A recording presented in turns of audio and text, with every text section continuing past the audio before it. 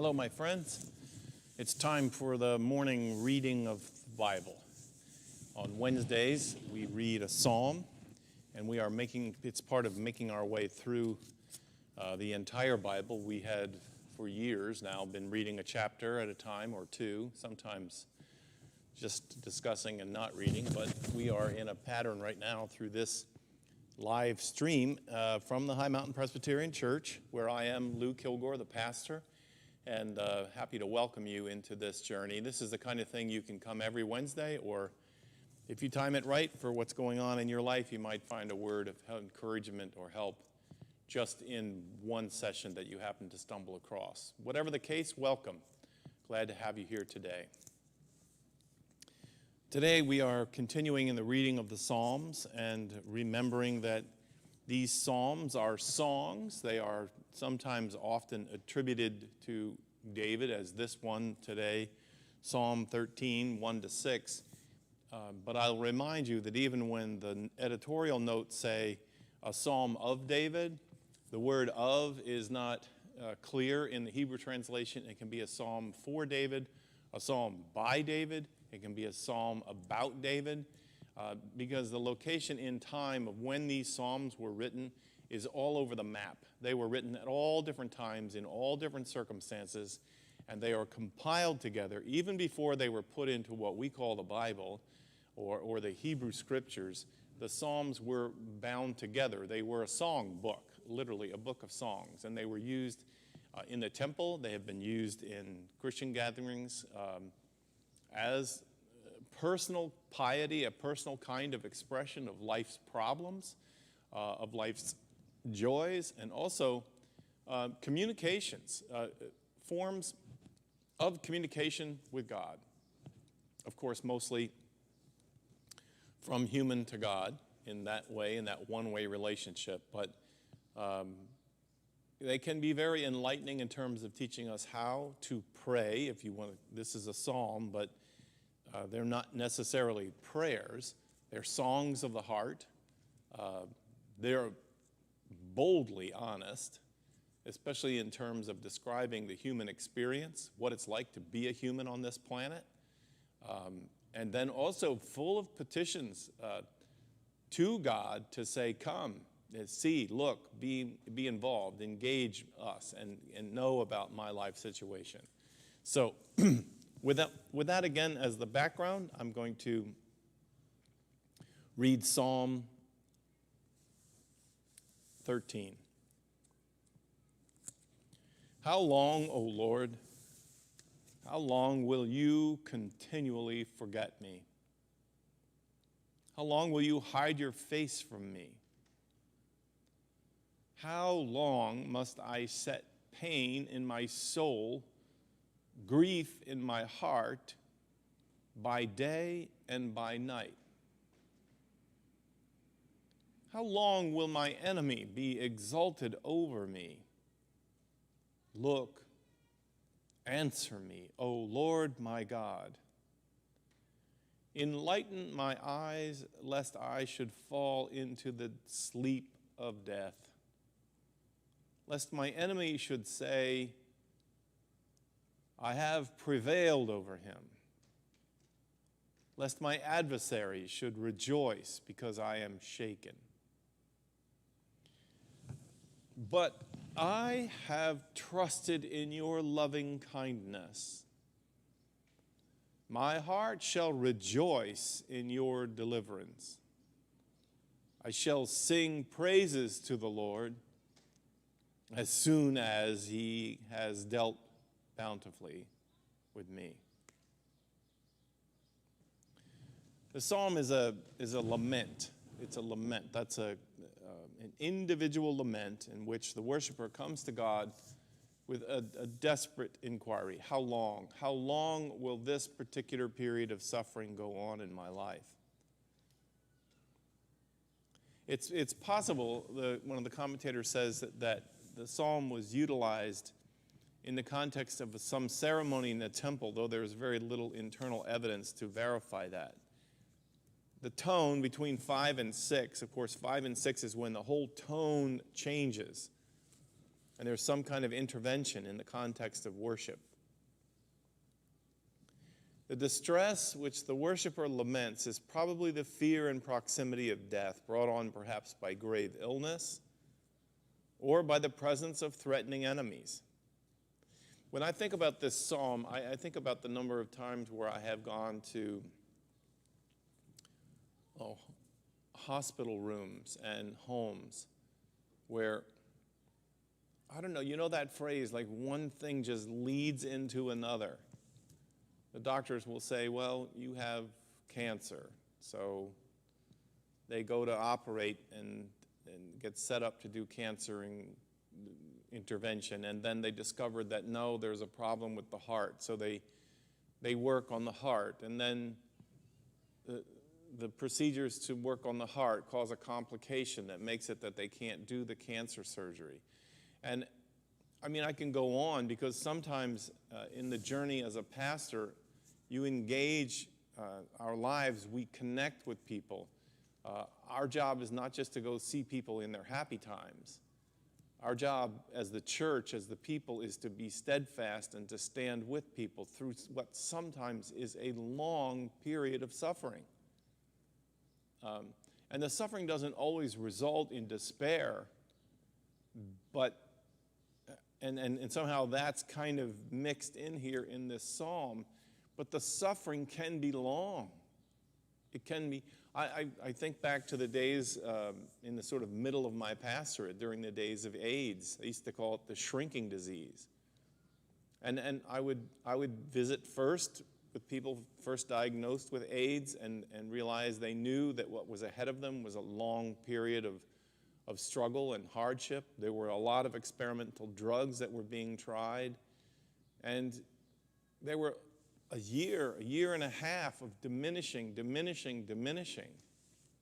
And for many of those men, mostly men at that point, there was this very big sense of, God, how long will this disease triumph over me? And then people who hated gay men or hated same-sex oriented people were also, they could be heard celebrating the suffering that was going on, believing that somehow the injured deserved it.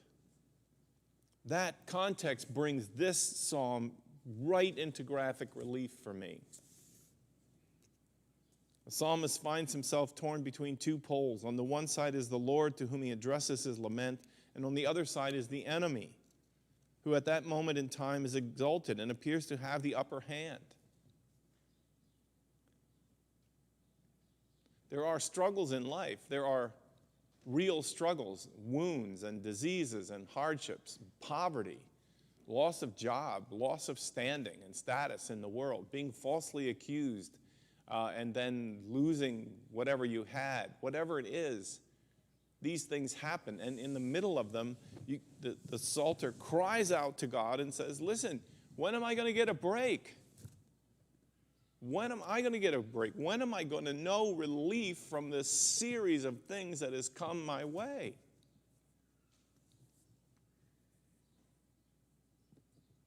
And in the middle of it, some of the things that do assault us, the things that come at us, makes our enemies happy. It's a terrible thing, but it's how life is. There are people who, you can live a life of faith and you can do what you're supposed to be doing, but you can engender enemies. Someone once said, if you don't have any enemies, it's because you're not doing anything. And actually they say that about preachers. If you're preaching the gospel week after week and you're not upsetting anybody and you're not angering anybody and everybody just thinks wonderful things, then you're not yet preaching the gospel. But when you do, then people begin to actually hope for your demise. My Old Testament professor, Dr. Thomas McDaniel, he was a Hebrew scholar, had spent his whole life studying the Hebrew language and the Semitic languages so that he could be a part of the team that interprets like we get interpretation and help.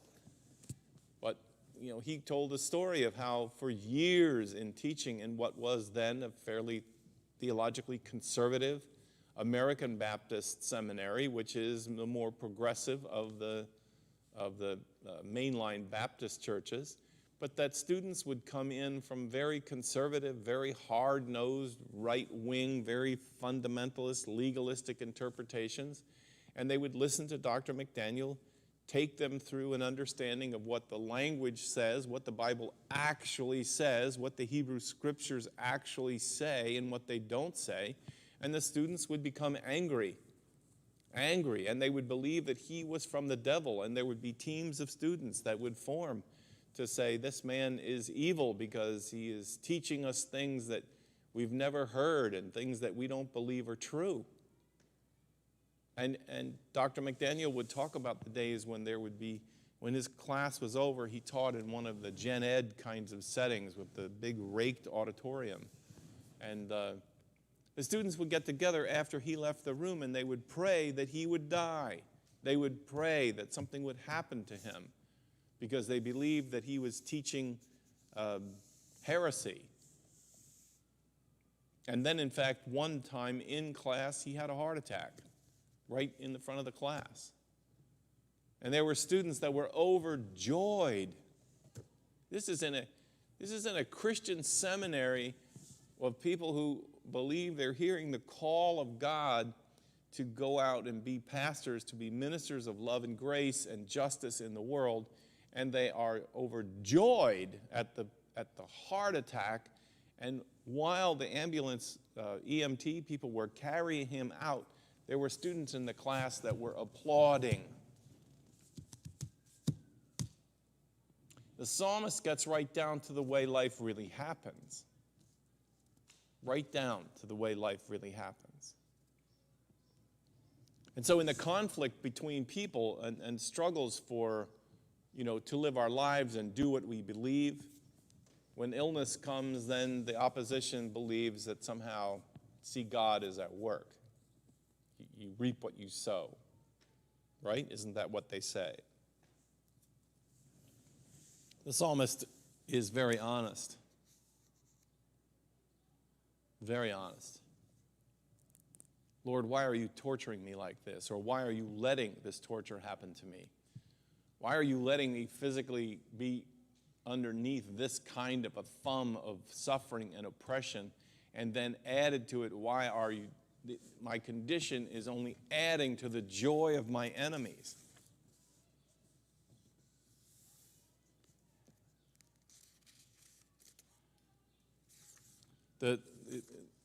The reality is that the psalmist, in his honesty, in his absolute honesty, shaking his fist, if you will, or at least openly appealing to the heavens to come and to deliver. In lament, the psalmist has expressed the conviction that God's face was turned from him. It cannot be certain, but this is probable. The enemy of whom the psalmist speaks is death. And in that case, it's not like those other illustrations. It's just that this person is so sick, he's afraid that death is going to reach out from the underworld and claim him. Death would come to all humankind, but the desire to live springs eternal, and the psalmist is not willing to capitulate to the enemy who's already in a state of exaltation. In other words, he imagines that death, if you can personify death, that death is dancing and saying, he's going to be mine soon. But there is a switch. There's a switch that comes. My enemies will say, I have prevailed over him, and my adversaries will rejoice because I am shaken. The switch comes right here in verses 5 or 6, whichever way your translation lists them. The psalmist is in a process of what I would call talk therapy. The talk therapy part is the psalmist is getting out the truth. This is what it feels like. It feels like, God, you have turned your back on me. It feels like you have abandoned me completely. It feels like you've forgotten about me, or you noticed perhaps that I was in some trouble physically, but then you went off and did other things, and I don't know how to get your attention. I don't know how to awaken you to the fact that I am in a desperate situation. Oh, that we as people, as human beings in our relationship with God, would give ourselves permission to be that honest. We ought not to shame people who experience the difficulty and hardship of life and then express it in terms of saying, God, I feel like you've abandoned me. Jesus himself expresses this similar kind of lament from the cross. God, why have you abandoned me? This is part and parcel of a real relationship, not a fake relationship where there are things off limits that you're not allowed to say or feelings that you're not allowed to express. No, the relationship with God is one of complete honesty. Sometimes it feels in life like God has forgotten me or God has abandoned me, and sometimes I just feel the need to say it out loud.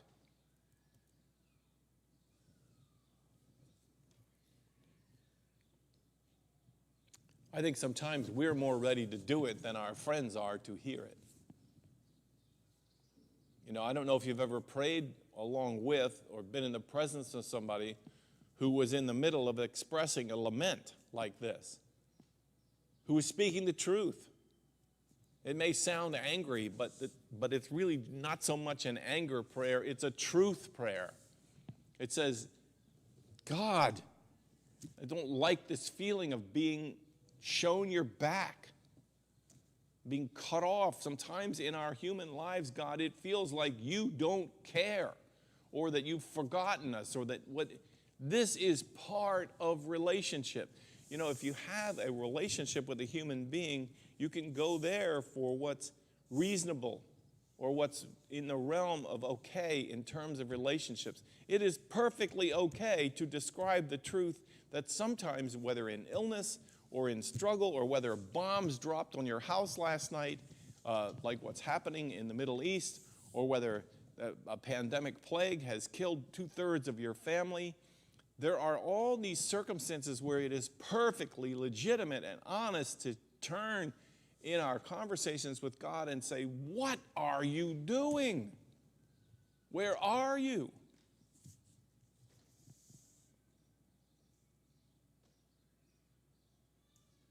But in the next to the last verse, like in so many of the Psalms, giving permission for the free and honest expression of lament and staying open, the psalmist who has a long-term relationship with God.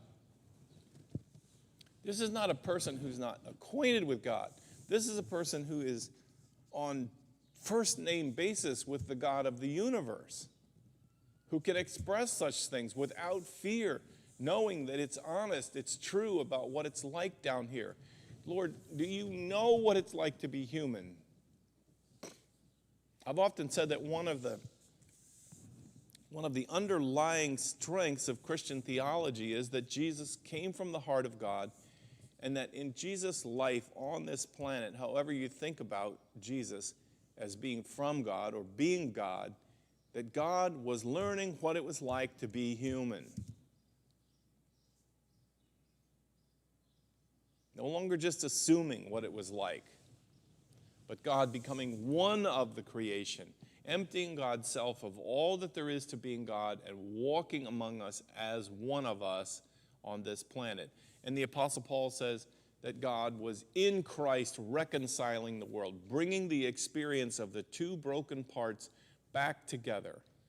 One was inviting human beings to be friends, to join in relationships with God again, to know God for who God is, a loving God who cares about them, but also inviting God to engage more in the walk a mile in my shoes kind of experience to understand more of what it's about, which is why Jesus prays from the cross, Father, forgive them, for they do not know what they're doing. But in the last verse, just after the full honest expression, and you know, sometimes pastors can hear this. Sometimes pastors can be there, and the opportunity of having a pastor present to be able to say, I am so sick and tired of what God is doing to me. I'm so tired of how I'm being treated in this relationship.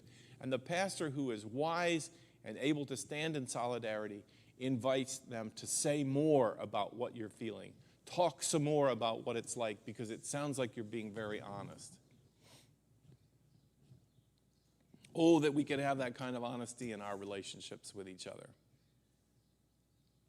But what happens, the reward of the honesty, and the no need to hold back, no need to pretend, especially in the time of suffering, the reward for that is that in that openness, in that true openness, another truth emerges from the very prayer of the prayer, from the lamenter themselves, and it's in these words, I have trusted in your loving kindness. And you can hear the strength of that past relationship coming forward and saying, there's two things that are true here. One is, it feels like you have abandoned me, O God, but I also have known your loving kindness. And some of the rock of that is a place where this sinking person is finding a place to set their foot. I have trusted in your loving kindness, and my heart shall rejoice in that I know you will deliver me. You will deliver me. And I will then again be able, in honesty, to sing praises to you, to sing a joyful song of praise, and to enjoy a beautiful day, and to enjoy a beautiful life, and to know that you are indeed the Lord of the universe. The time will come. Having expressed the fear, the anxiety, the anger, and the terribleness of the present situation, the psalmist, the prayer's heart is open now for the rest of the relationship to emerge. This is the kind of thing that you don't want to try to be the friend to say to the lamenter. It's not up to the pastor to say, yes, but remember, God has delivered you in the past. No, it's to listen and say, come on. You know you can trust God to say everything that's on your heart and your mind.